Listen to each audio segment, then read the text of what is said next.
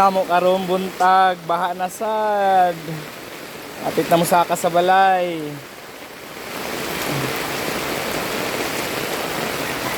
Palibot ng baha.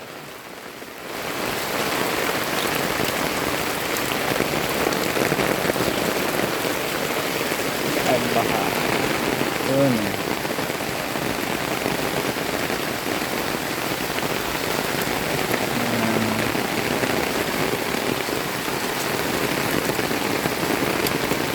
Hanggang na yung taon o yan. Ano siya? Duha na lang kang ang saka na sulod na sa balay.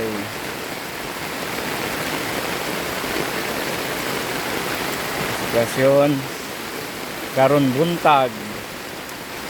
Taas na ang tubig. Taon na lang ni pag-duty unya. Narinig suba.